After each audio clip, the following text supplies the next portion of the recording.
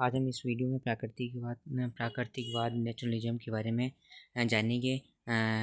और इस वीडियो में हम बेसिकली क्या पढ़ेंगे कि प्राकृतिकवाद की विशेषताएं, प्राकृतिकवाद के सिद्धांत, प्राकृतिकवाद और शिक्षा क्या है प्राकृतिकवाद की, और प्राकृतिकवाद और शिक्षा के उद्देश्यों और शैक्षणिक निहितार्थ, प्राकृतिकवाद और पाठ्यक्रम, प्राकृतिकवाद और शिक्षण विधियाँ क्या हैं, और प्राकृतिकवाद और शिक्षक और प्राकृतिकवाद और बालक, प्राकृतिकवाद और विद्यालय, प्राकृतिकवाद और अनुशासन, प्राकृतिकवाद की शिक्षा में क्या देन है, और प्राकृतिकवाद की आलोचना, और लास्ट में हम निष्कर्ष जानेंगे। तो आज हम देखते हैं प्राकृतिकवाद क्या है।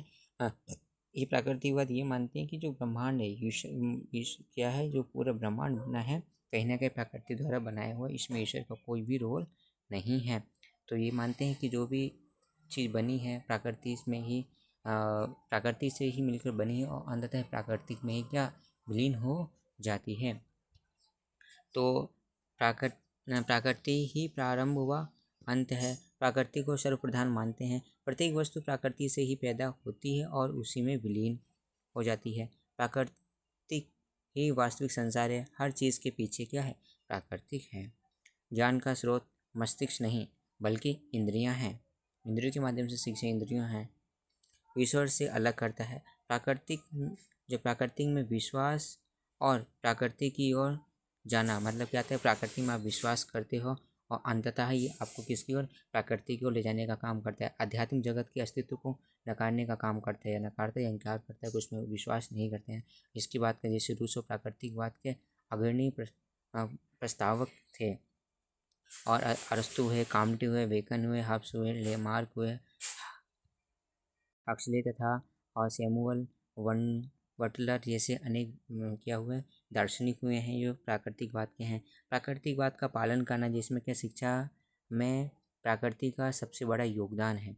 मानव जीवन का कोई आध्यात्मिक लक्ष्य नहीं है। जैसे शिक्षा प्रक्रियाओं में बच्चों का केंद्रित स्थान नहीं है, ठीक, इसमें बात की गई।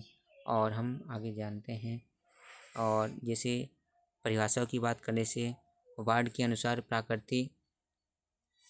प्रकृति वह सिद्धांत है जो प्रकृति को ईश्वर से पृथक करता है और आत्मा को पदार्थ के अधीन करता है और अपरिवर्तित नियमों को सर्वोच्च मानता है। प्राकृतिकवाद की विशेषताओं की बात कर लेते हैं, जैसे कि प्रकृति को सब कुछ मानते हैं, ईश्वर में विश्वास नहीं, मतलब प्रकृति को सब कुछ मानते, ईश्वर में विश्वास नहीं करते हैं। और जो भौतिक संसार, वास्तविक संसार है, सभी वस्तुएं पदार्थ से पैदा होती हैं, अंततः उसी में क्या मिल जाएंगी। आध्यात्मिकता को नहीं मानता, ये लोग नहीं मानते हैं।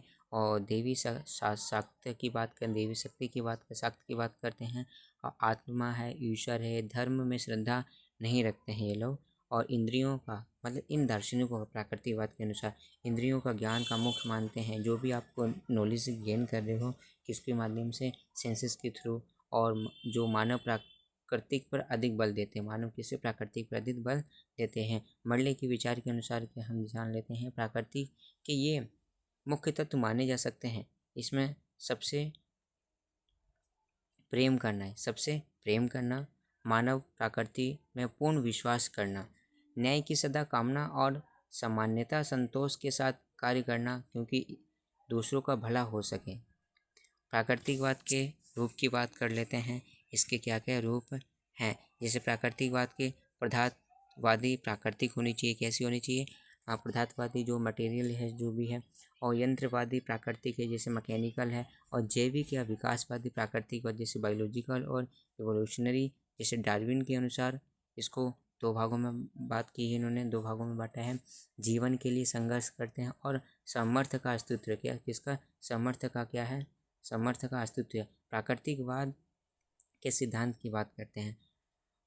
प्राकृतिक अंतिम वास्तविक है, जो प्रकृति की क्या अंतिम ही वास्तविकता है, जो अंतिम रियल है, और सभी चीज़ की उत्पत्ति प्रकृति द्वारा ही होती है, और संपूर्ण ब्रह्मांड की उत्पत्ति कहीं ना उत्पत्ति प्रकृति के नियमों द्वारा, मतलब उत्पत्ति हुई है, और संपूर्ण ब्रह्मांड की प्रकृति के नियमों का द्वारा शासित है।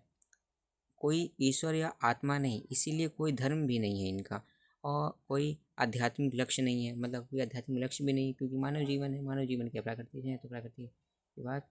और प्रकृति का पालन करना, शिक्षा में प्राकृतिकवाद का सबसे बड़ा नारा है। बाल केंद्रित की बात करते हैं, बाल केंद्रित की बात करते हैं। बालक जरूरी है इसमें, सर जो बालक खुद करके सीखे। और शिक्षा में पूर्ण स्वतंत्रता होनी चाहिए, इंद्रियों का ज्ञान द्वारा हो, तो जो भी बच्चे नॉलेज वगैरह गेन करेंगे इसके इंद्रिय सेंसेस के थ्रू। प्राकृतिकवाद और शिक्षा, प्राकृतिकवाद और शिक्षा क्या है? शिक्षा में क्या हुआ, क्रांति लाई है इन्होंने। क्या किया है? प्राकृतिकवाद शिक्षा में क्रांतिकारी परिवर्तन हुए हैं। और मुनरो के शब्दों में प्राकृतिक ने शिक्षा के मनोवैज्ञानिक, सामाजिक, वैज्ञानिक विचारों को स्पष्ट निर्माण की प्रत्यक्ष प्रेरणा प्रदान की है। गतिशील विधियों पर बल दिया है। जैसे प्राकृतिक का मुख्य नारा है बाल केंद्रित शिक्षा का होना, पुस्तकीय शिक्षा या पाठ्य पुस्तकों और रटंत प्रवृत्ति का विरोध। बच्चे करके सीखे, करके सीखना या अनुभव करे। और इंद्रियों पर विशेष बल दिया है। स्वतंत्रता होना, बालक योग्यता, क्षमताओं, रुचियों की व्यवस्था करना, उस तरीके की बात की है। प्राकृतिकवाद प्राकृतिकवाद प्राकृतिकवाद और शिक्षा के उद्देश्य और लक्ष्य की बात करें, शैक्षिक निहितार्थ क्या है? बहुत इंपॉर्टेंट क्वेश्चन है, इसी में पूछ जैसा है। जीवन संघर्ष की तैयारी, उचित समृद्ध सहज क्रियाओं का निर्माण, वातावरण के साथ अनुकूलन, पूर्ण जीवन की तैयारी, अवकाश, जीवन का आनंद, व्यक्तित्व का स्वतंत्र विकास, प्राकृतिक विकास, मूल प्रवृत्तियों का शोध, मृगांतीकरण हो जाता है, जिसमें मृगांतीकरण और समन्वय की बात हुई है। मानव को कुशल मानव जीवन बनाना होता है, मानव जीवन को कुशल बनाना है ताकि वो जीवन कुछ कर सके। मशीन के माध्यम से, मशीन के आने से मानव जीवन में बहुत ही क्या बदलाव हुए हैं। वर्तमान और भविष्य को सुख प्रदान करना, अस्तित्व के लिए संघर्ष की तैयारी, जो अस्तित्व है, बच्चे का स्वायत्त विकास, आत्म अभिव्यक्ति की बात यही है। और प्राकृतिकवाद और पाठ्यक्रम, इनके से पाठ्यक्रम कैसा होनी चाहिए, करिकुलम किस प्रकार होने चाहिए। बालक को पाठ्यक्रम का आधार है, जो बालक ही क्या पाठ्यक्रम का आधार है। ऐसा पाठ्यक्रम जिसमें उनकी नैसर्गिक रुचि, योग्यता और स्वाभाविक क्रियाओं के विकास में सहयोग दे। प्राकृतिक अध्ययन, भौतिक, रासायनिक प्राणी, वनस्पति विज्ञान, प्राकृतिक पर जोर देना, जैसे भाषा, गणित, इतिहास अतीत की रोशनी में वर्तमान को समझने में मदद करता है, जैसे भविष्य की ओर ले जाने का बात करते हैं, क्या हुआ क्या नहीं हुआ। और इसमें आध्यात्मिक या धर्म का कोई महत्व या नहीं है। प्राकृतिकवाद और शिक्षण विधियों की बात करें, शिक्षण विधियाँ क्या हैं? प्रत्यक्ष अनुभव पर जोर, जैसे 100 शिक्षा की बात करते हैं। आत्मानुशासन, व्यक्तिगत अनुभव पर जोर, और करके सीखना, लर्निंग बाय डूइंग, अनुभव से सीखना, जो बच्चे एक्सपीरियंस के थ्रू सीखेंगे बेस्ट होता है। और खेल से सीखना, अवलोकन विधि करना, जैसे ऑब्जर्वेशन, और प्रयोग करके सीखना, एक्सपेरिमेंटेशन, बच्चे खुद एक्सपेरिमेंट करके देखें, खोज डिस्कवरी मेथड। और ह्यूरिस्टिक विधि होती है, डाल्टन विधि, मॉन्टेसरी विधि, ह्यूरिस्टिक विधि, डाल्टन विधि और मॉन्टेसरी विधि। और इसमें अरस्तु, काम्टे, वेकन, हब्स, लेमार्क, रूसी, हक्सले जैसे अनेक दार्शनिक हुए हैं, जो बेसिकली क्या हैं, प्राकृतिकवाद के समर्थक हुए हैं। और सरल से, इसमें क्या मानते हैं, जो आप पाठ्यक्रम होना चाहिए, सरल से कैसा होना चाहिए, सरल से कठिन की ओर हो, स्थूल से सूक्ष्म की ओर, सामान्य से विशेष की ओर। सामूहिक शिक्षण विधि का विरोध किया है, मतलब जो भी टीचिंग वगैरह सामूहिक नहीं होनी चाहिए, ये व्यक्तिगत ध्यान नहीं देता है, मतलब जो उसमें क्या होता है, व्यक्तिगत ध्यान नहीं दे पाते हैं, और इसमें जो होता है पाठ्यक्रम, इसमें बात। प्राकृतिकवाद और शिक्षक, मतलब शिक्षक किस तरीके से, क्या भूमिका होती है शिक्षक की, और शिक्षक किस तरीके से होना चाहिए। शिक्षक का महत्वपूर्ण स्थान नहीं है, हस्तक्षेप नहीं है, मतलब टीचर है जो उसका नहीं है।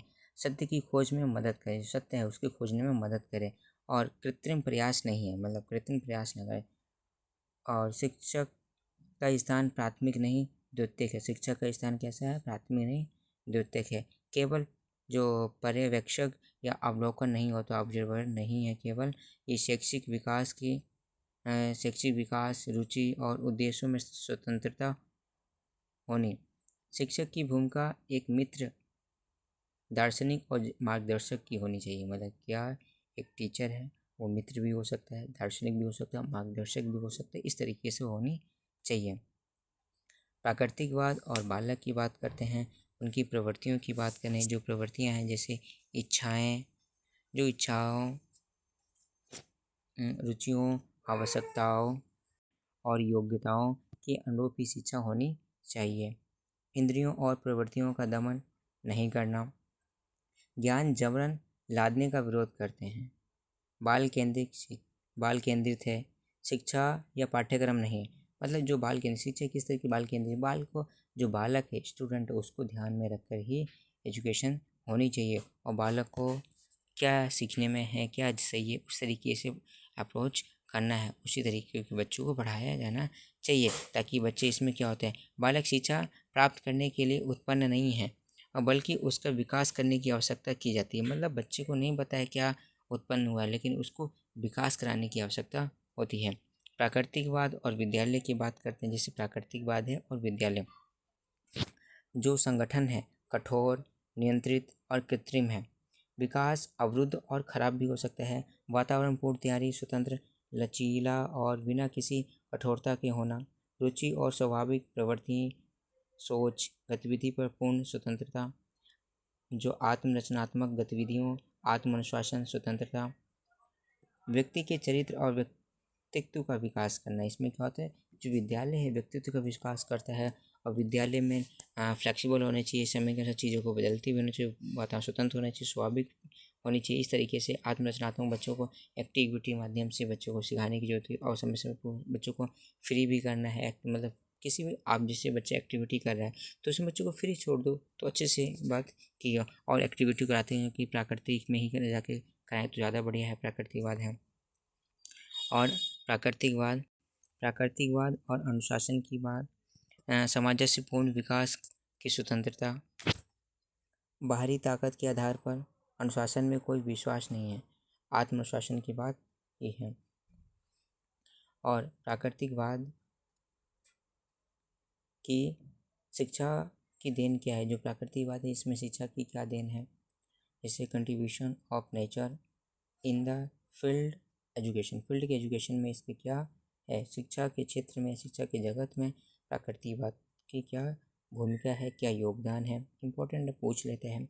बच्चों की स्वतंत्रता महत्वपूर्ण विशेषता है। सबसे बड़ी विशेषता इसकी यही है, बच्चों को फ्री छोड़ने का काम करता है, उसमें बच्चों को फ्री दे जाता है, कुछ भी सीख जाता है। और इंद्रियों का ज्ञान है, इंद्रिया क्या है, इसका ज्ञान का द्वार है।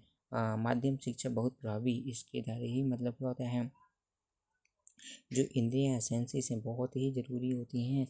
सेंसेस, जब आप किसी भी कार्य को एक से अधिक सेंसेस का यूज़ करते हो तो लॉन्ग लास्टिक लेता है, लंबे समय तक याद रहता है, और आप सीखने में अच्छी क्या रुचि उत्पन्न होती है। शिक्षा में मनोवैज्ञानिक तरीकों को बढ़ावा, स्व अभिव्यक्ति, प्रकृति का पालन, स्व शिक्षा, जैसे खेल खेल में सीखना। बच्चे खेल खेल माध्यम से बहुत सी चीज़ सीख लेते हैं। जो इंद्रिय प्रशिक्षण, आधुनिक में ये क्या है, बहुत ज़्यादा योगदान है। निष्कर्ष की बात में निष्कर्ष ही लास्ट में लिखते हैं। और प्राकृतिकवाद की आलोचना देख लेते हैं। प्राकृतिकवाद की क्या है आलोचना। देखो, ऊंचे, इसमें क्या होता है कि ऊंचे आदर्श हैं, इसमें मानते हैं कि ऊंचे आदर्शों का पालन नहीं करते, कि आपने कुछ ऊंचे आदर्श बना दिए तो उसका पालन नहीं हो पाता है। अवधारणा भी सत्य नहीं है। शुद्ध वातावरण बालक को प्रकृति की गोद से प्राप्त, समाज से नहीं है। मतलब कि गोद से प्राप्त है, समाज से तो है नहीं। तो उसी प्रकार से बच्चों को सिखाया जाना चाहिए कि भौतिक जगत को सत्य मानते हैं। मतलब क्या, जो भौतिक है, इसलिए कहते हैं जिस भौतिक जगत जो जो आज की जगत में जो आपके सामने है, उसको सत्य बात कहते हैं। और उग्र जो प्राकृतिकवादी हैं पूर्व स्वतंत्रता के पक्ष में नहीं है। मतलब मानते हैं कि कुछ ऐसे भी लोग हैं जो प्राकृतिकवाद को पूर्ण स्वतंत्र नहीं मानते हैं और मिथ्या है। मतलब मिथ्या है कि सीखने पाठ्यक्रम निश्चित नहीं होना चाहिए। मतलब ये कहते हैं कि कोई चीज़ लिमिट नहीं होनी चाहिए, बाउंडेशन नहीं होनी चाहिए। आप कुछ लिमिट लगा देते हो तो सीखने में कहीं ना मिथ्या माना है।